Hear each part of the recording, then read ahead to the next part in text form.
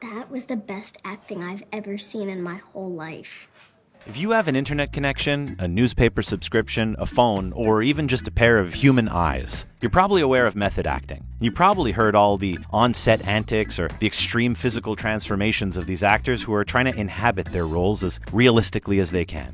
You don't get these lines right, I'm gonna blow your brains out tonight. They eat raw liver, lose weight, gain weight, yell at sound guys, or text in character as Abraham Lincoln. But why? Why do they do this? Why do they put themselves and others through so much discomfort? Who on earth invented this outrageous technique? And why are actors and audiences still so fascinated by it? We're going to try our best to answer all those questions here in our Beginner's Guide to Method Acting. That's what's really important, isn't it? That's what you want to know. Let's start with something Robert Pattinson said recently, and this will be the first time ever in my life, maybe the last time, that I actually quote Robert Pattinson. Him and J-Lo interviewed each other. Yeah, I know, that's a weird combo. Him and J-Lo interviewed each other for a show on Variety, and Jenny asked him about his role on The Lighthouse, and how it seemed like he had to stay in it the entire time. Seeing him in The Lighthouse definitely gives that impression. He's very intense. Oh, that's intense. But he responded to J-Lo's question by saying that no, he can't stay in character all day. He needs to know that there's an end to the performance, that the director can say cut, and he can stop being an assistant lighthouse keeper losing his marbles and just be Rob. He looks like more of a Robbie to me. Who might argue? But then he says something interesting. You only ever see people doing the method when they're playing an asshole.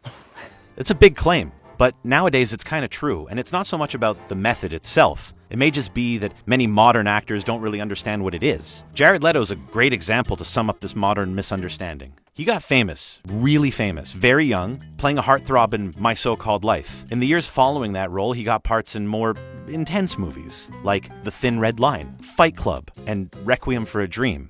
None of these are light movies. But he became properly famous because of his emo band, 30 Seconds to Mars, which became one of the biggest musical acts on Earth. So people were surprised when Leto, the lead singer of this emo band, decided to play a transgender woman in Dallas Buyers Club. But he won an Oscar and a Golden Globe, and all of a sudden he's considered a serious actor.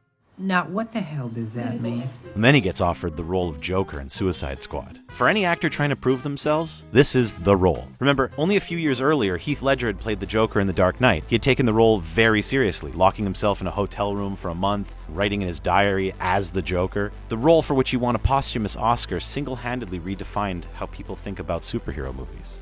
But it also became mythical because of Ledger's tragic death before the movie came out. Only a few months after he filmed The Dark Knight, Heath Ledger died of an overdose of sleeping pills. People instantly connected Ledger's passing with the character he had just played, and the public narrative around his death became Heath Ledger went crazy playing the Joker. Although what probably happened was that as his insomnia got worse, he tried to treat it with sleeping pills, and one night he went overboard. Whatever happened, the role of the Joker became mythical, and at the time it seemed untouchable. No one could possibly want to go near something so sacred, something that Heath Ledger had supposedly died for. But Jared Leto did. And after his Oscar-winning performance in Dallas Buyers Club, the expectations were high. If he didn't go all out for this, people wouldn't just be disappointed, they would be offended. So Leto decided to go method for the role. He stayed in character at all times on set. Jared, he went full Joker, and the rule generally is never go full Joker. Will Smith, who played Deadshot in Suicide Squad, said that he never met Jared Leto in the 6 months of filming. He only met the Joker. And then there were the gifts. It's a gift from the Joker. And going in there! Psych! The first time the whole cast met up for a table read, Jared Leto sent them a dead pig. Sick move. He put beads in each of his co-stars' trailers. Margot Robbie got a love letter and a pet rat. But is this method acting, or is this just workplace harassment? If you're an actor who likes to go all in, where do you draw the line? What is real life and what is acting? Well, that may be an impossible question to answer, but to truly define the method and why it's gone so far today, it may help to go back to Marilyn Monroe. Don't you feel alone out on a big ocean? Well, I just adore conversation, don't you? In 1955, Monroe was pretty much the most famous person on Earth. She was like a human Coca-Cola bottle. She symbolized America, money, success, freedom, you name it. You know those mermaids they would have on the front of old sailboats? If Western pop culture was a sailboat, Marilyn Monroe would have been the mermaid on the front. But even though she was famous, she didn't feel fulfilled. Well, I always have a secret feeling that I'm really a fake or something. She felt like she was being typecast as the dumb blonde, and she wanted more to chew on. So she went to New York to study at the Actors Studio. The studio still exists today, but back then, it was revolutionary. The method essentially is terribly human, profoundly human thing. It had been founded by a group of young writers and directors who were influenced by a Russian guy named Konstantin Stanislavski. Stanislavski had invented a new acting technique which he called the system. In short, his version of method is what everyone today thinks of as acting. But before him, acting was different. The classical style, which used to be the only style, was based on character archetypes and super exaggerated. It was meant for theater, where the audience was further away from the performer. So the actor would communicate rage by shaking their fists or contorting their face into an exaggerated frown. Maybe if they were happy, they'd jump up and down. But then theater began to change. Playwrights and directors started to become more interested in portraying the world as it is, or was. For the first time, plays started to be about normal people who did things like set the table for dinner or tie up their shoes before going outside. But for this to work, acting had to change too, so Stanislavski thought that to portray real believable characters, the actors could just channel their own emotions by recalling situations from their own lives. By the 1950s, this had caught on in a major way, but a guy named Lee Strasberg, who co-founded the Actors Studio, took it further. He thought that extrapolating from your own personal experience of an emotion wasn't enough. He thought you had to really experience it, to relive that feeling on stage or in front of the camera, and so the method was created. Anyway, he becomes Marilyn Monroe's teacher, and they become close. So close that he gives her private lessons, and for a little while she even lives with him and his wife Paula, which might have been a little weird, but who knows. Strasberg even convinced her to go see a therapist, because he thought it would help her to get more in touch with her past, which was a method acting goldmine. She had never known her dad, and her mother had been committed to a psychiatric hospital when she was 8. So most of Marilyn's childhood was spent bouncing around between foster care and orphanages. It was, by her own admission, a painful time that she didn't want to relive. But the whole point of method acting is to dig up these experiences and then to relive them, and that's what she did. After training with the Strasbergs, Marilyn went on to act some of her most iconic roles, like Misfits, Bus Stop, The 7-Year Itch, and of course, Some Like It Hot. In The Prince and the Showgirl from 1957, you can really see the method at work. Her co-star is Laurence Olivier, who is an all-time acting great. He acts in the old style, putting on a funny accent and being grand. He does a good job, but next to Monroe, he looks lifeless. Excellent. What?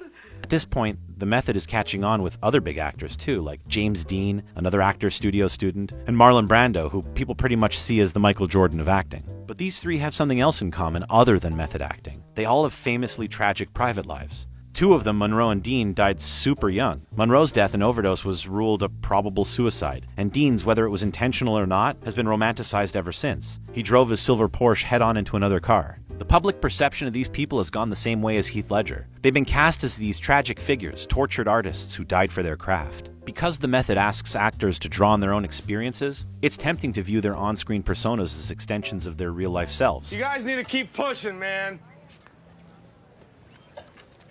You took my burger. Dean, Brando, and Monroe are all icons because when they act, they don't really seem like they're acting. As James Franco said in an essay on Shia LaBeouf, Brando's performances revolutionized American acting precisely because he didn't seem to be performing, in the sense that he wasn't putting something on as much as he was being. We'll get back to Shia LaBeouf later, but the blurring of performing and being is important for what comes next. These actors were seen in real life and in their movies as pretty much the same. Their movies worked because their performances seemed real. Their characters, James Dean in Rebel Without a Cause, Marilyn Monroe in The Misfits, Marlon Brando in On the Waterfront, they all seemed like real people who had existed before the movie and would continue to exist after the credits rolled. And they kind of did, because they were playing versions of themselves. But through no fault of their own, this suffering was romanticized, like it was with so many other artists. River Phoenix, Philip Seymour Hoffman, Vincent van Gogh, Kurt Cobain, Amy Winehouse. The list goes on. People have this crazy fixation on the suffering artist. Although lots of creative people suffer for their craft, method acting doesn't require you to relive traumatic experiences from your childhood. It's about trying to empathize, using your own emotional memory with what the character might be feeling in that moment. You're tearing me apart!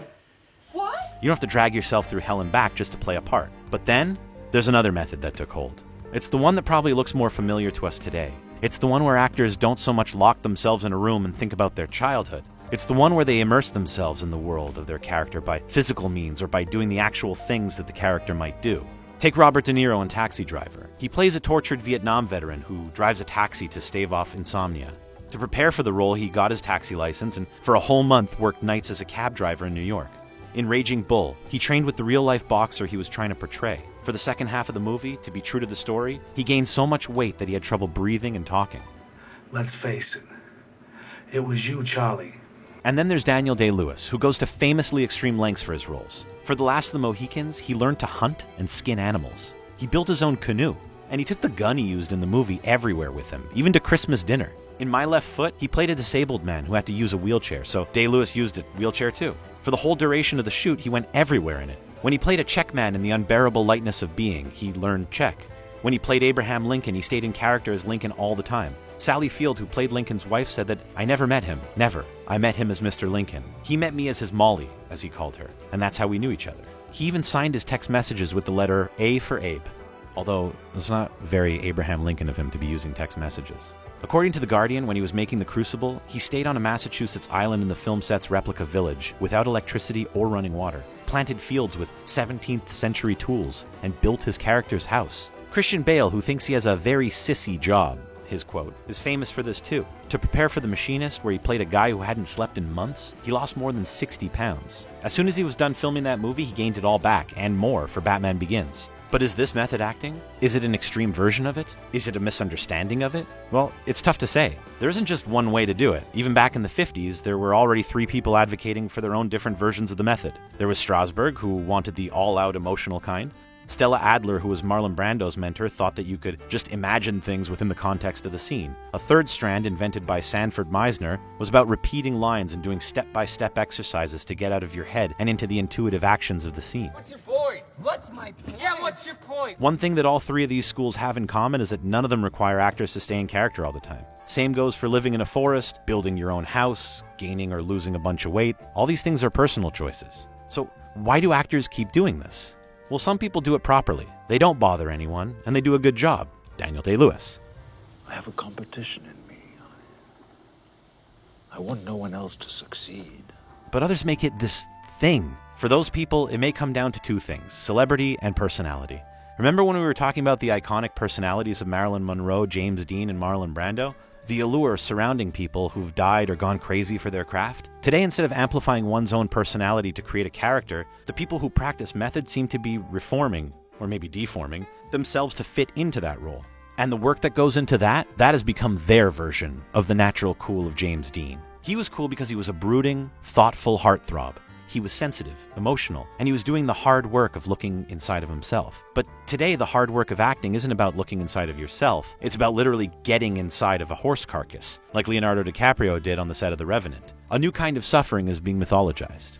And a lot of people are worried that this kind of suffering is sucking the joy and the magic out of acting. Bette Davis, one of the greatest actors of all time, said it best. And I always believed that acting was larger than life. Which brings us back to Jared Leto. He's not really method acting, and he doesn't look real at all. In fact, he's wearing a ton of makeup. His hair is dyed green, and he's got those discount Lil Wayne tattoos all over his face. There's nothing believable about this character. It's completely over the top.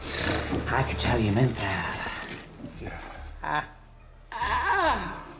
So maybe the days of actual method acting are gone, and the larger-than-life, if a little unbelievable, performances of old Hollywood are coming back into vogue. All right, Mr. DeMille, I'm ready for my close-up. Or the future could lie in a very different, but equally outrageous Shia LaBeouf. Earlier on, we talked about James Franco writing an essay on him. That's because of the stunts he started pulling about 5 years ago. He went to a movie premiere wearing a paper bag on his head. Written on the bag was the phrase, "I'm not famous anymore." Ever since, he's been making all these art projects where he invites the public to interact with him as a celebrity. He's kind of going the opposite route of most actors who claim to be method today. Instead of publicly performing being an actor and bragging about the insane lengths he's going to, he's actually performing himself as a celebrity. And just this year, he made a movie about himself called Honey Boy. In it, he plays his own dad. That is both the most method thing you could possibly do and the least. And whether or not his art and his new movie are any good, he's dealing with the same thing that actors in the public eye have been dealing with for a very long time. But instead of trying to find the sweet spot between living a private life and putting on these public performances that are informed by the same private life, Shia has just decided to make everything public. Maybe this type of meta-autobiography is the future of acting. Whether I was acting, whether I was doing music or whatever it is, I give myself to something. What's your bit? Then again, maybe not. Either way, method acting is not the same as it used to be, but it also hasn't disappeared. It's just changing. Just like classical acting changed and gave way to method acting is changing and giving way to something else. What do you think that something is? Let us know in the comments. And if you enjoyed this video half as much as I did, subscribe to Behind the Screen, because there is a lot more where that came from. or there will be soon. We're still making videos. Bye-bye.